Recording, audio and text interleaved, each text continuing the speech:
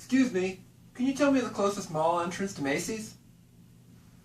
The young man's voice shook Donna out of her reverie. Donna had just gotten off work from her job at the mall. She was tired that day.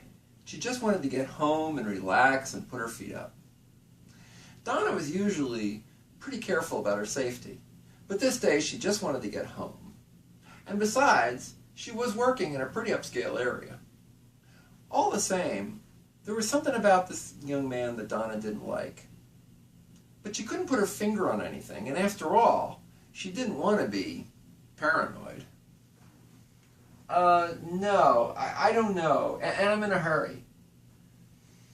Donna backed away, but the young man pressed on. Oh, come on. I just need to know where to go pick up my daughter. I mean, you got kids, right? You know what they're like. Suddenly, the young man pulled out a gun. He and his buddy hustled Donna into the waiting car and drove away. Mr. Contest Master, fellow Toastmasters and friends, Donna had just become one of the 7 million Americans who fell victim to violent crime in 2004. If you would, just take a moment and look around you. Statistically speaking, if there were just a few more people in this room, one of us would fall victim to violent crime this year. Maybe being a little paranoid isn't such a bad idea. By paranoid, what I mean is being aware of our surroundings. Have you ever been in a parking lot and had somebody come up and ask you for directions? Sure, I have. But have you ever asked yourself, I wonder if this guy is using this as a trick to rob me or to assault me? It happened to Donna. In fact, psychologists have a term for this. They call it interviewing the potential victims. The notorious serial killer from the 1980s, Ted Bundy, used exactly this kind of interview with many of his victims. In a lot of ways, attackers, predators like Ted Bundy are wimps. They're not looking for a fair fight. They're looking for somebody in a position of weakness. By being a little paranoid, we take away that advantage of the attackers. Author and former bouncer Jeff Thompson talks about 4 color-coded levels of personal awareness. Code green, yellow, orange, and red in increasing awareness and danger. According to Jeff Thompson, whenever we're out in public, we should never be below the code yellow level. Code yellow, that's another word for paranoid. Being paranoid also means listening to your intuitions. Have you ever noticed something about something or somebody? Said to yourself, that doesn't seem quite right, but, it's probably nothing. You hear that? That's your intuition speaking. Our intuitions are our old friends, and like our old friends, I think sometimes we undervalue them. But they've got years of experience in the training course of life. Donna's old friend, her intuition, was yelling at her, but she wasn't listening. Excuse me, can you tell me the closest mall entrance to Macy's?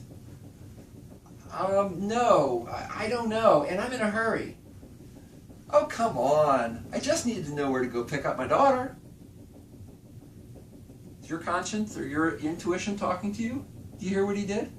He wouldn't take no for an answer. Personal safety expert Gavin DeBecker tells us that not taking no for an answer is one of the strongest warning signs, and we should never ignore it. Please, if your intuition ever tells you somebody like this is not taking no for an answer, please don't ignore it. They're not doing it for your benefit. Thankfully, our story has a relatively happy ending. After spending several hours in the car at the point of a gun driving around, they pulled over so the gunman could relieve himself. The driver apparently had an attack of conscience because he opened the car door and told Donna to run for it. It's been 10 years, but Donna still has attacks of anxiety. But she does know that she was one of the lucky ones. Being paranoid isn't only about the negatives, though. About 30 years ago, I was in Reston at the Safeway. I was shopping, minding my own business, in Jeff Thompson's terms, completely code green, when I absentmindedly put down my wallet in my shopping cart. my back was turned, somebody snuck up and stole it. Ever since then, I've had this kind of level of anxiety about other people. I would be afraid to look at them, and I'd be afraid, are they going to do something bad to me? It wasn't like having my wallet stolen was a really big thing, and it was at least partly my fault, but it did have a big effect on me. Then I remembered what I learned from Jeff Thompson. Code Yellow. Paranoid.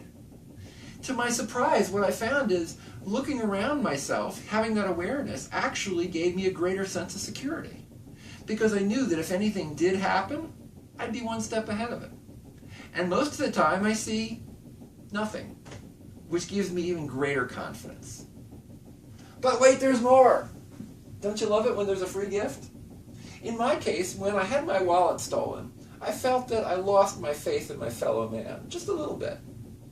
Again, my free gift, to my surprise, was that being a little paranoid actually gives me back my faith in human nature.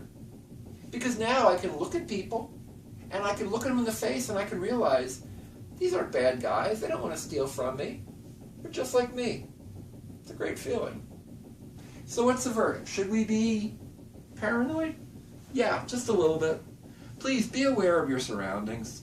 Please don't ignore your intuition. In fact, if you only take one thing away from this speech, let it be never ignore your old friend, your intuition. Your old friends will keep you safer.